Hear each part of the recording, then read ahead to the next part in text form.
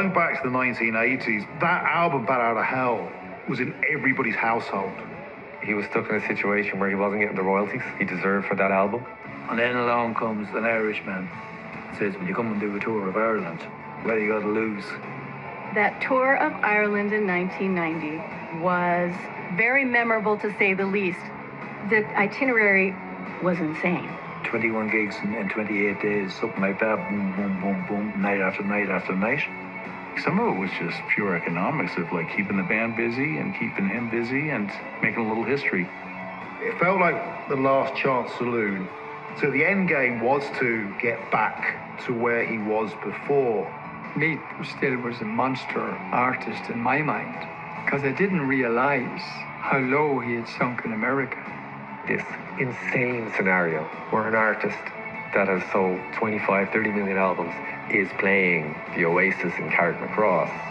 You're used to going along and seeing on a good night Big Tom and the Mainliners. Next thing you know, Meat Love's in town. It was like joining the circus. It was life-changing.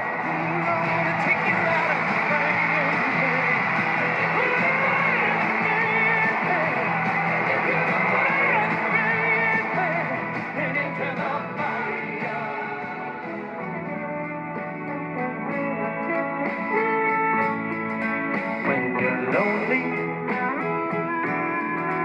when you're blue. When I was growing up, we had 2 albums in our house, and one of them, my father won it in a golf competition, and it was the Swarbriggs. And I used to play that the whole time. I know all the words of those songs. So I'm a huge fan of the Swarbriggs. But I'm standing right beside you. Well, the 80s, I went into the nightclub business. Myself and my brother Jimmy, we retired. I had been almost 20 years on the road with the show bands at this stage.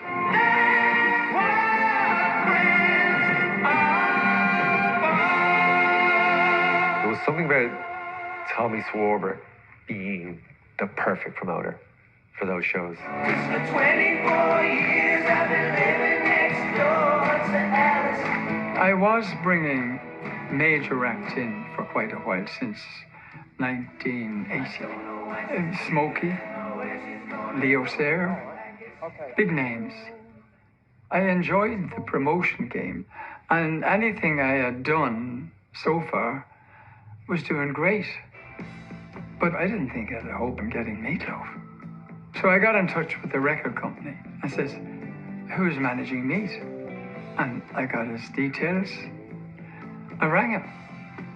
And he came back to me a couple of days later and said, yeah, Meat'd love to go. So I was delighted, you know, I couldn't believe it. To have that neck, one thing, like, I mean, it was a risk. Here was an artist who sold a lot of records, but here was an artist who's also messed up. If he had a short-changed, played for 45 minutes, not hit the high notes, you know, threw a strop because it wasn't a world-class venue. If he'd have been in any way precious and done one, then Tommy could have lost an absolute fortune. But Tommy was used to the circuit, to the small towns and nightclubs, the parish halls. I knew the business he could do. And so, you know, I had to send thousands and deposit over. Meatloaf in Moat Community Centre. Yeah, I'll make money. I think he burned a lot of bridges off stage. People in the States are quite unforgiving. There's a conveyor belt of new stuff, and if someone's misbehaving, you can get cast aside. But he had the awareness that he was blowing it big time. So coming over here, the audiences are very receptive. They'll give you a chance. I wouldn't have had the balls to do what Tommy did, guarantee money up front to get Meatloaf and the whole production over here. That wouldn't come cheap, because it was the full production and the full band. So I'd say Tommy took a big risk. I have a terrific band, one of the best bands I've ever heard in my life. Amy Goff and Elaine Goff, they're sisters. The guitar player, Pat Thrall, the drummer, Chuck Berge, and the bass player, Steve Buslow, and the keyboard player, Mark Alexander. And that's the band. They are really very, very good. Critics in America have called them one of the best bands in the world. In fact, there's been several times I forgot to come in singing when I'm supposed to, because I'm just listening to this.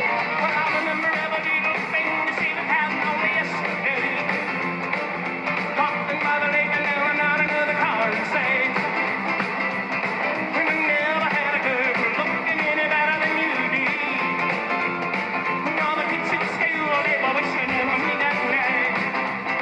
My sister and I were living in Germany, making money singing for Boney M and for a whole bunch of different popular bands. Hit the road, Jack. Don't you come back. More, no more, no more, no more. And then one day, Meatloaf came and he decided that he was going to record his new album, Blind Before I Stop, and he needed background vocalists. And that's how we met him. And as soon as he saw us sing, he asked us, do you guys ever tour? We were like, sure. Yeah, we do. Yeah, we totally do. Yeah. I mean, his voice is unparalleled, right? So when we got offered the gig, I couldn't think of another band in that moment in time that I'd rather join. On the vocals, Margaret Elaine Duff. The music was so lush and so vibrant and so theatrical and so fun to sing.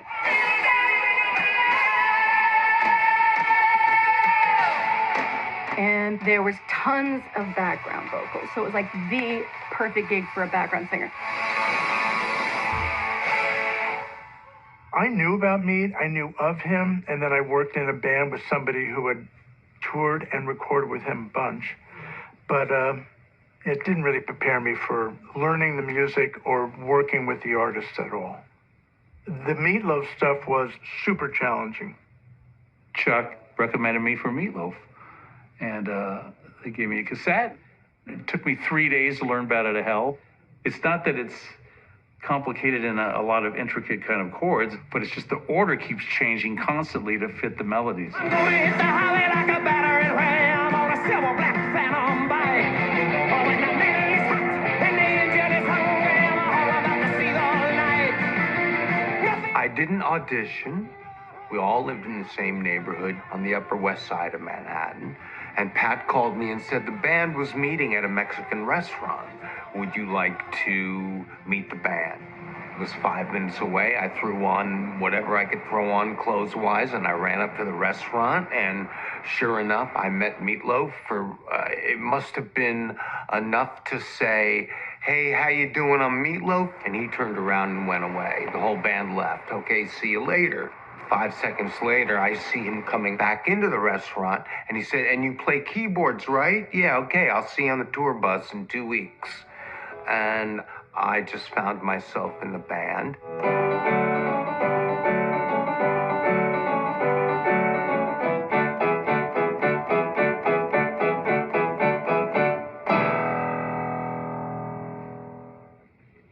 When I came on board, we were a hard-working rock band, touring with one tour bus and taking just about any gig we could get.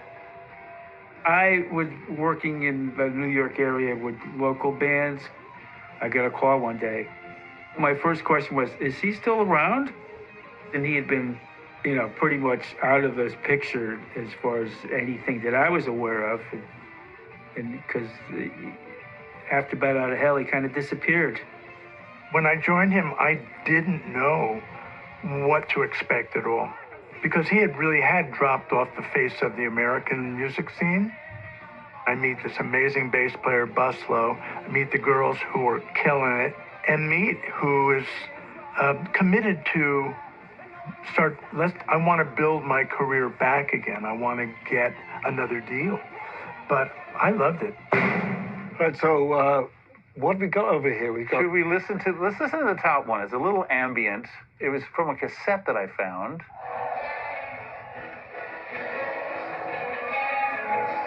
I think it's a Walkman. I think so too. Because that's all you could sneak in. Yeah, exactly. It was the bootlegger's dream machine. Some of the venues were really small. We'd go from a college basketball hall to a tiny nightclub, to a little theater, and then back to another nightclub. But at that point in the United States, that was pretty much the touring that Meatloaf could do. He was driving this ship, though, man. His energy, remember, was incredible, man. At one point, we were doing 3-hour shows. Oh, yeah, I think his average was about 3:05 for a while. That's right. When I started with him, when we were playing these clubs in the colleges and stuff, we were out trying to, win the world. I mean, we were going into battle every night. That's amazing. You couldn't do that years later. No.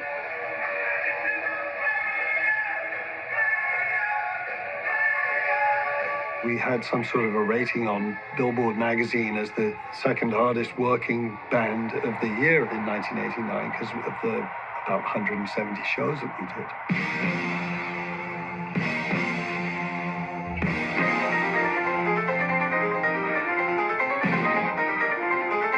I know we all miss weddings, funerals. We worked relentlessly, enjoying helping him rebuild an awareness of his greatness. My sister and I, we were naive. We were brought up in an Air Force family, and we did a lot of traveling, but we were kind of sheltered, I feel. We were just like, all right, they're hiring us to do this. Where are we going now? We're going to Ireland. Okay, fine. It was very interesting to get this Irish itinerary and see that we were going to play places we've never even heard of before and never played with any other band before. That's just going to be interesting.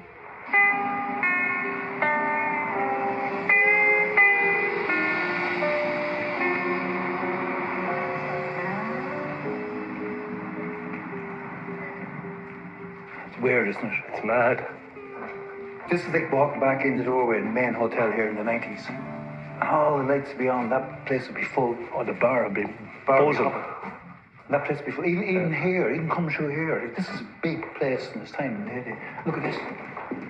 A tour like Meatloaf coming to town, that was a huge deal. But it was only the likes of Tommy that was putting on these sort of gigs. Yeah.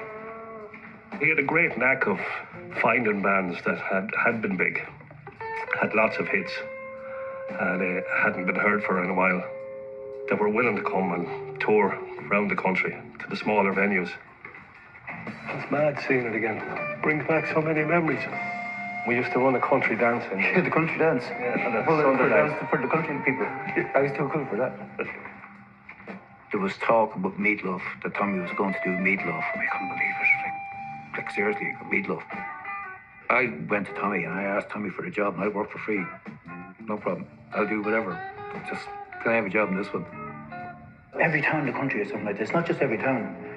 Almost like every village had a place. Some of them were in this state when we played them. Jeez. I ain't telling Tommy he said that. Myself and Marty used to mainly do the door, look after the tickets, and it was just an exciting time because you didn't have many bands like that coming from England or America down the country, the smaller venues. It's mad looking at it now. Yeah. Miss places like this. Coming over to Ireland, right? And then seeing this in your Meatloaf. Battle of Hell and everything, and million sellers. And all of a sudden you're staying in places like this, you're playing in places like this, and the tour must have been a bit weird for him. Must have been.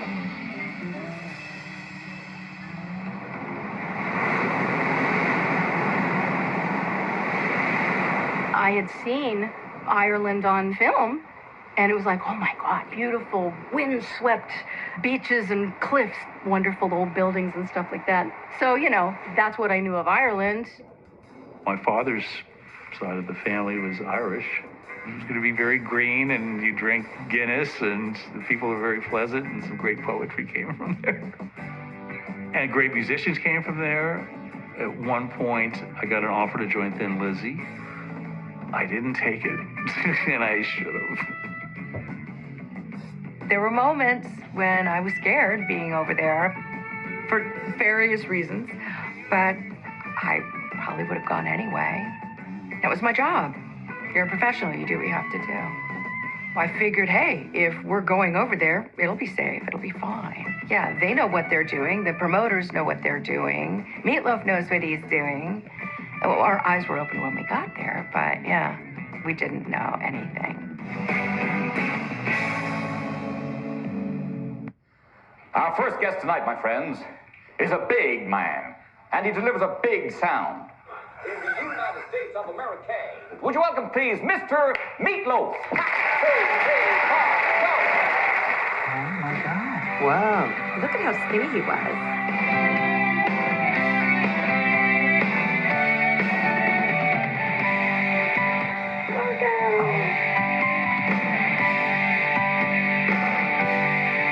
It was a hot summer night and the beach was burning, fog crawling over the sand.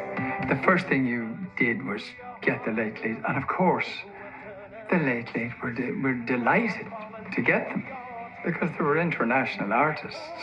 The band, gee, when you had the band, Pat Thrall on lead guitar, they were the greatest, you know. Oh, Pat. Sounds really good. Oh, there's not another moment, not another moment, not another moment to waste. That was really special. It just reminded me of how good we were and how good he was then. Yeah. Sounds great. Yeah, he sounds amazing. Trying to sleep, but no matter what I do,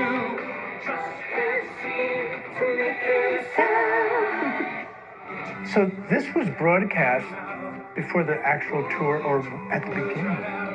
No wonder people came. And he's just singing his ass off. Oh, It was a huge way to sell tickets. I mean, Leeds sold the tickets, bang, gone. He would have loved to have seen this too, you know? He never got to see this. He would have just loved it. That was it. Yeah. Wow. Do you know this guy is in the stadium tomorrow, and he is booked out to capacity, and then he starts around the country? Listen, how much traveling do you do?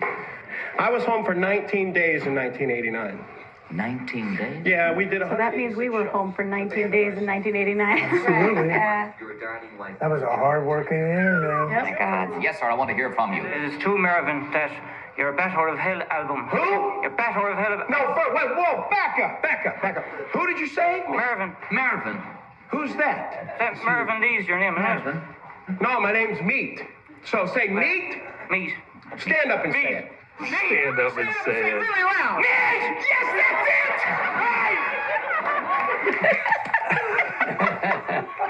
Well, I would like to say it's great to see one of the best rock and roll bands in the world toured in Ireland and coming to bringing their music to their fans around the country. Well, we're happy to be here. I got news for you. But not like... Oh, my God. He was so good. I know, he's adorable. There we go. Well, okay. Here's this whole crowd of very buttoned up people doing this, and he's like, he was never having that, you know? It's like, this is rock and roll. Who's the breadwinner? Who's the breadwinner? What do you mean, who's the breadwinner? The Meatloaf. See, it's a joke. It's a joke. I get it. I understand you have a problem with this Irish sense of humor, but I get it. It's like the happiest he had been. Yeah, he Really? was in I mean, we were he was talking in a about the great vibe. place. Popularity, that woman. But this isn't how he was when you're on the bus with him. He wasn't this. This was the persona, you know? And this is why we're doing so many dates in Ireland. They'll always ask this question, where do you think the best audiences in the world are? And I look at them, and without hesitation, I always say Ireland. Have the people in Ireland got the power, y'all? Have you got the power? Let me hear you say power! Let me hear you say power! Yeah, he's getting them going. Everybody raise your left hand! Yes, I love Ireland, yes! He just goes, huh? He's wailing. Well done. Good to see you. All right, thank you. Meatloaf. Stand up and say it.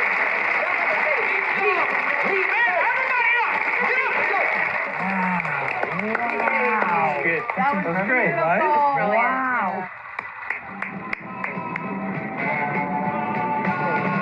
Rock and roll is here to stay. It will never die. It was meant to be that way. No, I don't know why. There was a roller disco in Dunleary called the Top Hat, and I used to go there as a kid. And then at that time, they used to have gigs. Rock and roll will always be our ticket to the end. It'll go down in history. Just wait, my friend. When I was like 15, 16, I was in a bit of trouble.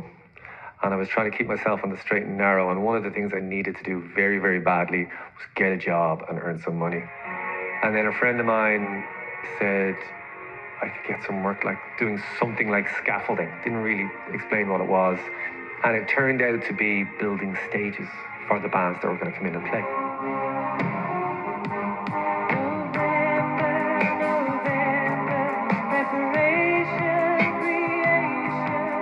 And then the people who managed that company, they were like, you're good at this. You get it. Do you want to do some more work with us? So kind of in breakneck speed, I found myself working on this artist called Meatloaf in a place called the National Stadium that I'd never even heard of. And it was utterly exhilarating. People say, what's the first gig you ever went to? And the first gig I ever went to, I was working on. First proper gig. And it was that one.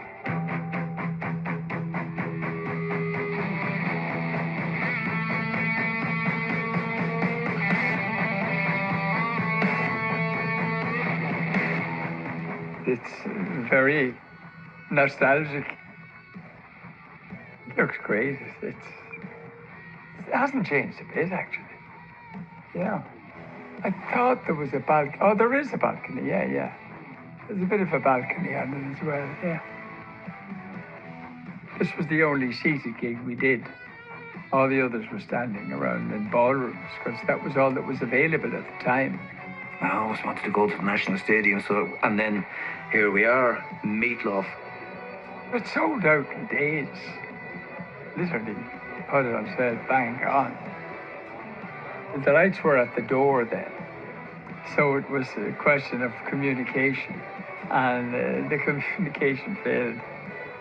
He turned down the lights too early, and so what happened when the lights go down, everything goes down. I went out and announced it, and because the whole thing had sort of dropped, there wasn't a huge reaction, you know. And I just said, as a joke, I still remember it vividly, laughing, bunch of stiffs me, but you get him going. What? No one's gonna sit down when Meat goes on stage. I'll soon bat him up. And he storms straight out, storms onto the foot of the stage, and straight off the stage. He's gone. It was higher than this, I can tell you. Meat disappeared fast. Stunned silence. The heart was pumping. I thought Meat was gone to heaven.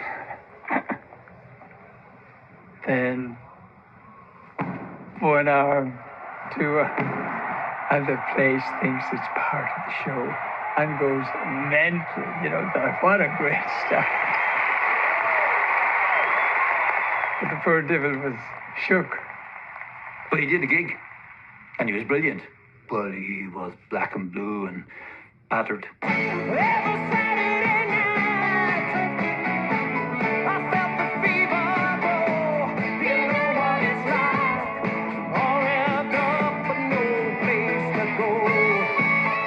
He was in terrible pain right through the show.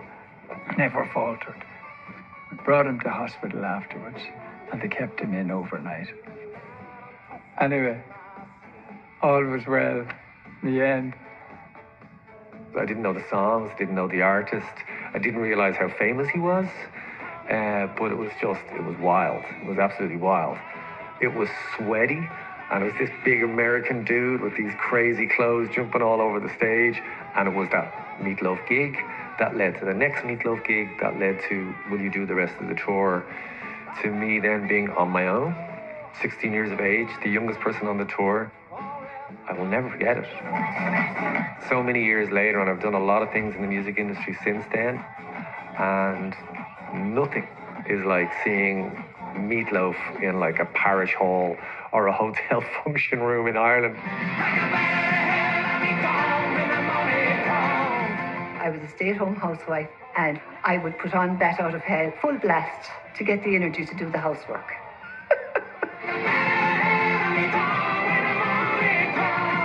My God, he's coming to the parish. here in Ireland, in rural Ireland. This is the highlight of my life. When he sang, he was so in the moment that he brought you along with him. Theatrical, outstanding, mind-boggling, awe-inspiring. There was that one club I'll never forget that the part of the stage was butted against the bar, and there were people like sitting right there drinking beers. I don't know if we even all could fit on the stage. I think we had to put the keyboards like down. I mean, the stage wasn't that high anyway, but I think we had to put it just down on the floor. It was a squeeze. Yeah. But we went out there, and he would give it up every night, though. He never held back, you know? We prided ourselves on giving it all we got, and that came down from the top. That came from Meatloaf. As Mark and I especially, we love touring. Like, I'd get why other people in the band were exhausted and want some time off and stuff, because it was intense. But yes, I loved it so much. I never wanted to get off the road. When Meat would make the announcement that, you know, yeah, in 3 weeks or 2 weeks, we got to go home, and it'd be like, I would be bummed. We were kicking ass. The band was so good. It was so amazing to be part of it. So there was that camaraderie that happens when you're on the front lines together, and that we were going for something bigger.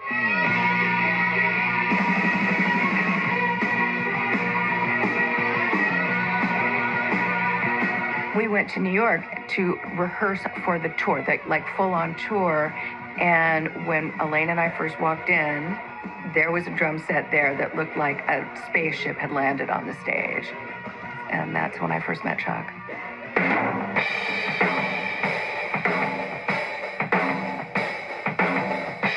It was love at first sight. Yeah. I took one look at Amy and was like, I'm in trouble. And when I heard him play, it was just jaw-dropping. He is so good. It was especially wonderful for me because not only did I have my love with me, but I had my sister with me as well. So, I mean, I don't know that I would have ever been brave enough to even attempt being in the music business if I hadn't had my little sister to hold my hand. We were a team. You know, we were like this unstoppable force that was there for him no matter what. There were no divas. There were no prima donnas. We were rock and roll. This gets pretty intense, though. Yeah.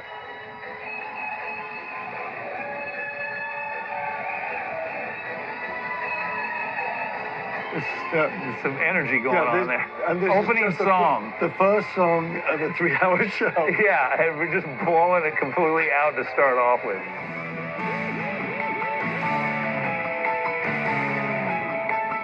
It was the talk of the county, like Meatloaf was coming to Dundrum, to the Golden Veil. We wouldn't have had the opportunity to see an artist such as Meatloaf. So the fact that he was coming and he was going to be like 20 minutes out the road, that was unbelievable, you know.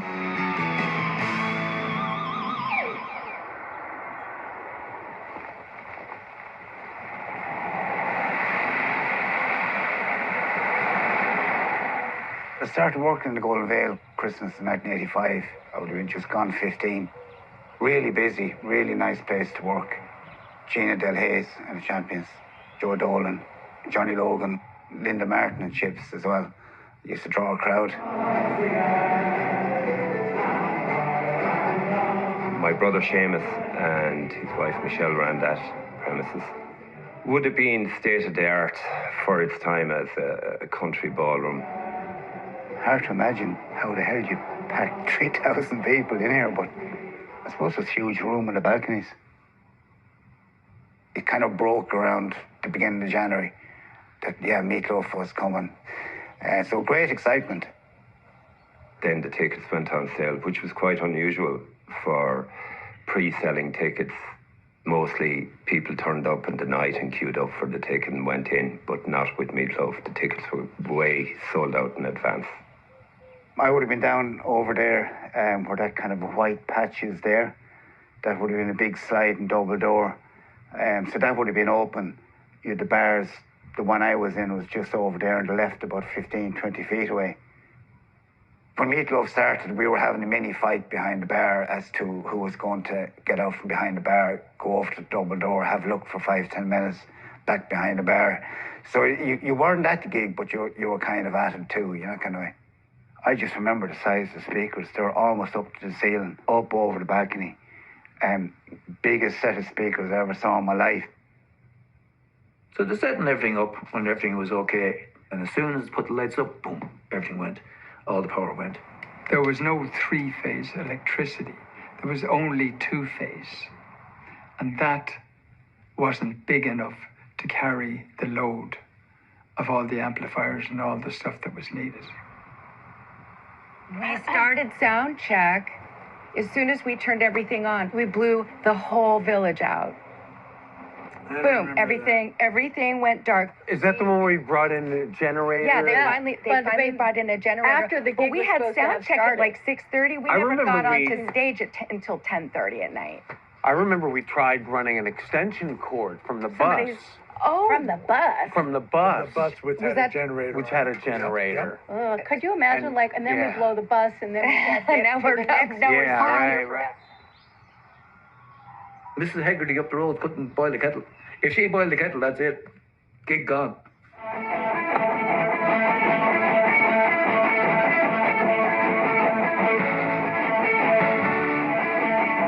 This whole balcony around was just standing room only, looking at Meatloaf right there.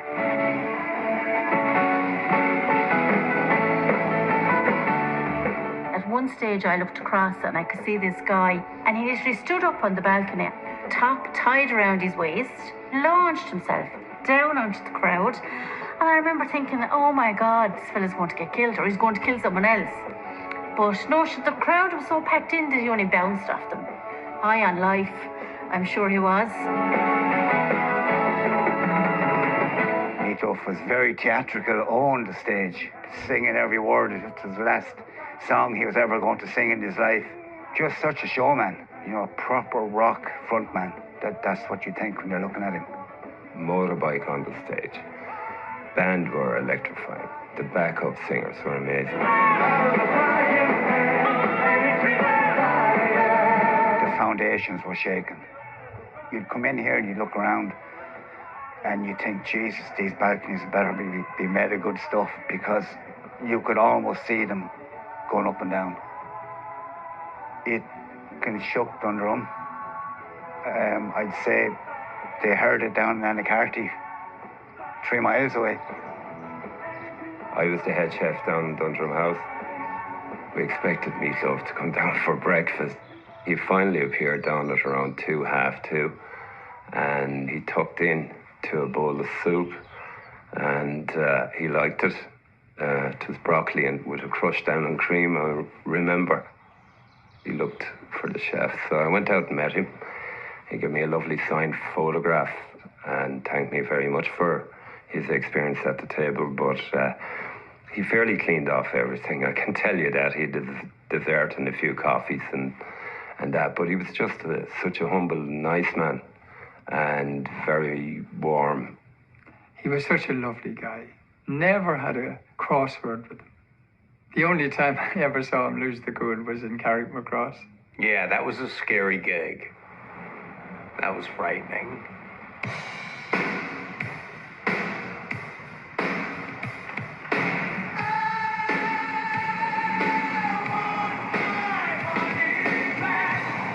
It was a mad, wild night, and I think there was over 3,000 people in there. When he came and said the place was heaving. They'd never seen bands like this down Carrickmacross, and they were a bit exuberant, to say the least. The two girls, the men were going crazy with these two women, you know, clantily dressed, and they just looked fantastic, like. And I remember clambering to get up to the front of the stage, and we were so close to them, like we could touch them. It was amazing. We were all just there, you know, starstruck. You just felt you were in the presence of something great. This reminds me of Carrickmacross. Yeah. Same sort of stage, only the same height. Same height, but ceiling was lower. The Oasis was 5 times the size of this place. Massive, with the same layout. So if you were standing there in the middle of the crowd and you were looking up at the stage, you might just see the top of Meatloaf's head, you know. You have to pay any money to get in. So the crowd are getting pissed off. Meat started freaking out. Like, what's going on? Come on. What are you guys doing? You got to move back. I remember saying, you got to move back. You got to move back. You're hurting other people. Come on, you guys. And it just got more and more crazy. Young fellas were going around with bottles of beer, and suddenly someone got the bright idea. They would spray meat. He said, "You do that again, I'm going to come down there and I'm going to beat you, blah, blah, blah, blah." And the security guy was exactly as you were right now. He didn't move one bit. He was looking up at the stage and looking at Meatloaf the whole time. And he wasn't looking at the crowd. Another bottle of beer sprayed at meat. He jumps off the stage. "If you asshole, you ain't doing your job, man." And I could see him, and he drew his arm back like that, and I was going, "Oh shit, he's going to hit Meatloaf." And he went like that to hit Meatloaf. And Meatloaf was there, and I pushed him back up the stage, and he swung, and boom, he hit me like that. Yeah, I just remember you coming out with blood everywhere. He hit the speakers. That poor guy. Oh my God. Yeah, so talk about dedication. We got meat back on the stage. The show went on, and poor Marty had a broken nose after that. I saved the day, man. Took the punch for Meatloaf. Just at the end of the night, it was just like, oh, nobody's dead. Or it was so edgy. It was so edgy.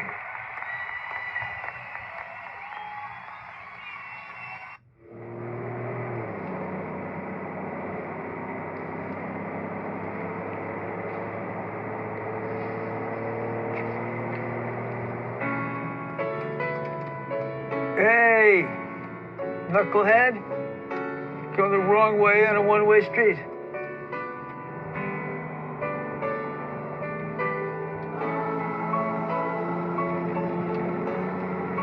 This road seems smaller than I remember it. He'd had some financial difficulties, and he had a storage locker down in New York of a bunch of equipment that they were repossessing it because the bills hadn't been paid. We needed some road cases, and he needed some advice as to which ones would be good to buy. So he and I drove to Queens, and then picking out, well, okay, we'll take that one, meat, and that one. So in essence, he went down to bid on his own equipment, which was kind of heartbreaking. But he was in good humor. It was the way it was. Meatloaf moved here with Leslie and the girls in about 1989, probably late 1989. Raised the kids, a nice, quiet neighborhood. That looks like it.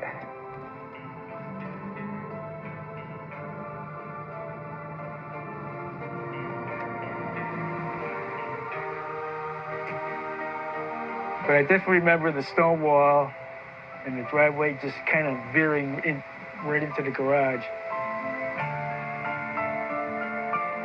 They were just wonderful neighbors. They were good neighbors.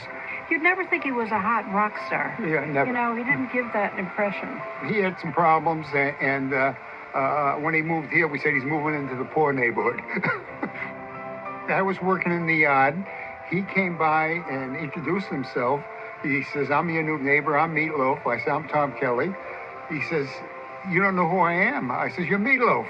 I didn't know who he was. I never heard of Meatloaf before. He was just a nice person. Assistant coach at the girls softball at the high school. At the elementary school. No, at the high school. Oh, it was high school. At high Sorry. school. And for Christmas, he would play the piano and sing Christmas songs. And Yeah, and he was a everybody nice in the family neighborhood man. was He was a good invited, family man. You know, which was really nice. Yeah. Been a lot of years.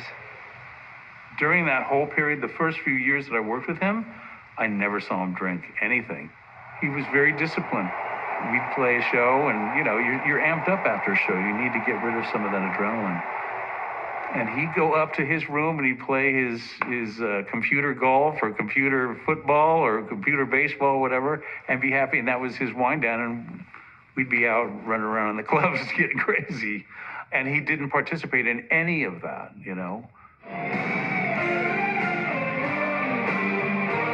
We were 16-year-old convent girls, and to be at a concert together, it was just uplifting, and he just went with the crowd. And the wilder we got, the wilder he got. The whole place was just lifting. That's the only way I can describe it. It was amazing.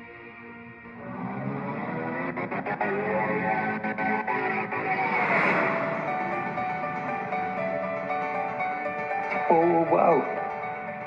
This then would have been heaving as well. This has been rocking, because you did the door here for years. Tommy ran nightclubs here. Yeah.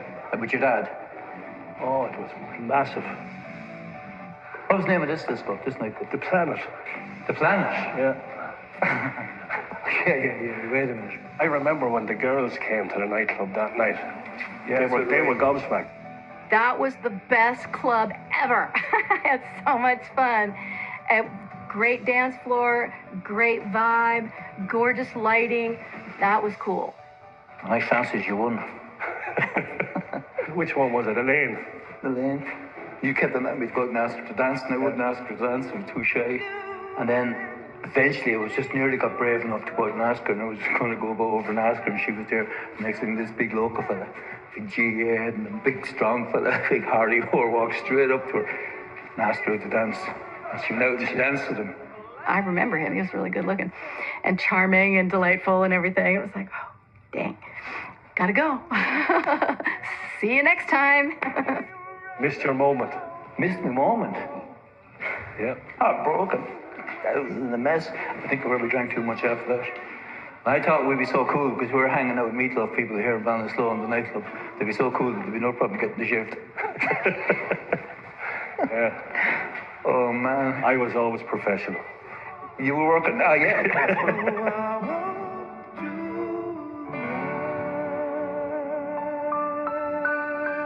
To see this concert in our own hometown was just something else. It was just the most fantastic night of song, freedom, youth. It really was just something huge for the time, absolutely huge. Then you get to Belfast, and honestly, totally different vibe altogether.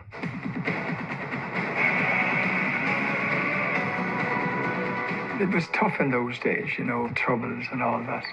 We thought nothing of it, but they got quite a shock. A lot of bands just would not go to the north. Belfast was routinely bypassed, especially by American acts who probably didn't get the nuance or want the nuance. It was just a war zone.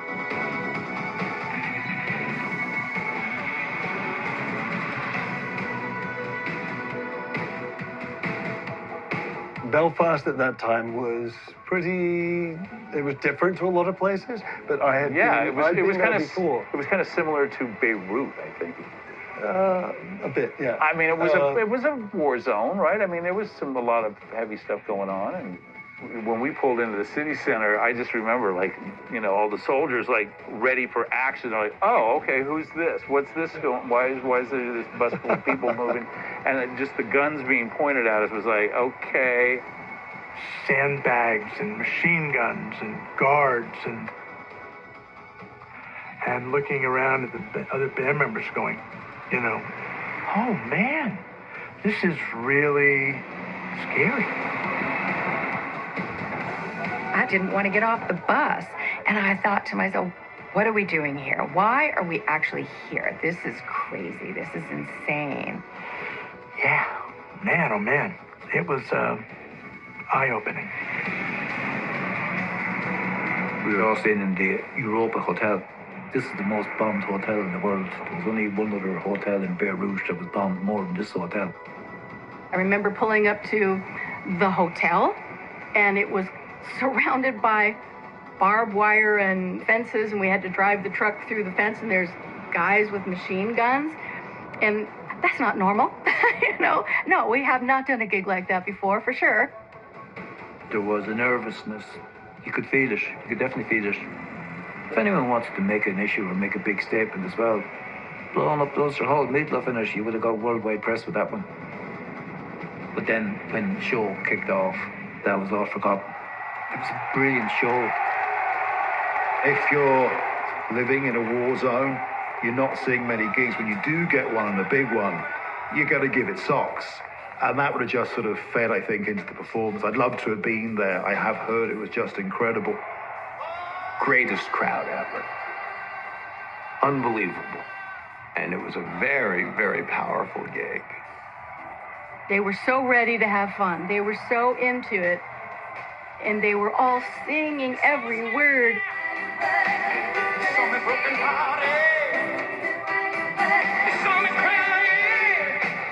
He'd do his breakdowns like and took the words and stuff. It sounded like a choir was singing in the out in the audience. There's such great singers and beautiful harmonies and people singing in tune. Usually, you know, when it's an audience singing, there's a lot of people that are tone deaf. And the place was small enough that they were all kind of singing in time as well. In time, on pitch, and they sounded incredible. So it was, yeah, a wonderful audience.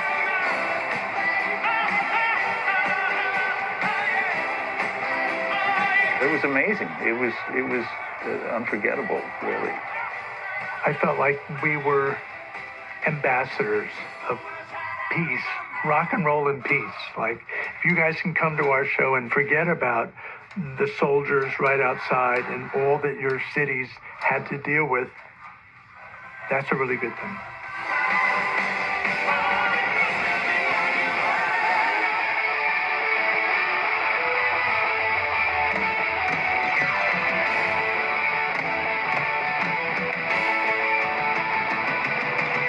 It was every young fella's dream to be part of a big rock and roll tour, and me and Marty had a ball. As that raw 16-year-old, I grabbed the opportunity. It turned my life around. And here I am, all these years later, worked for the top bands in the music industry, and it's where it started. It's kind of like a fairy tale.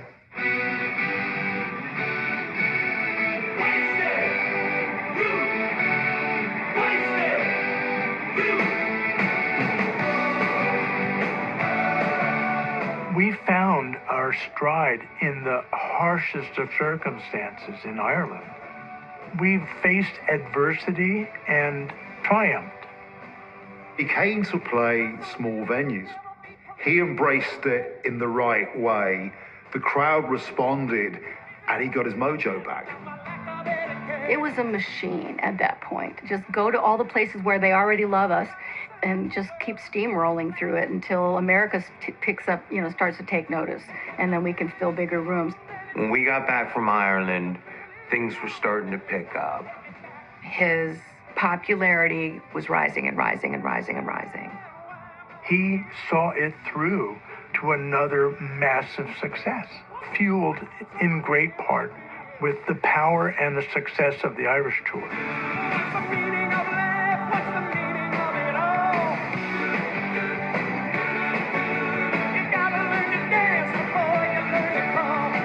It was great to be part of that, you know, and then getting a record deal due to those performances. Record company people coming out and seeing what he was doing live was like, oh no, this guy's a force again.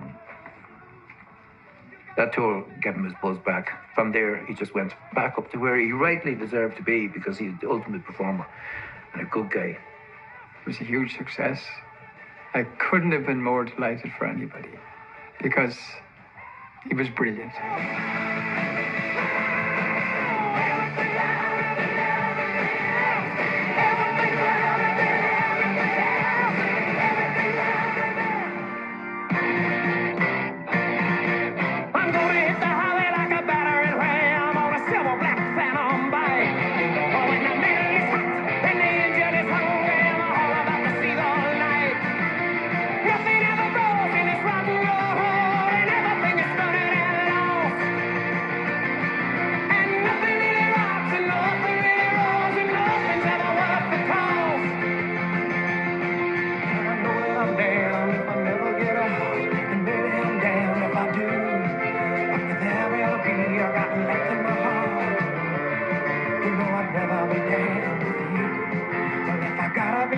you know I wanna be down, dancing through the night with you. Well, if I gotta be damned, you know I wanna be down, gotta be down.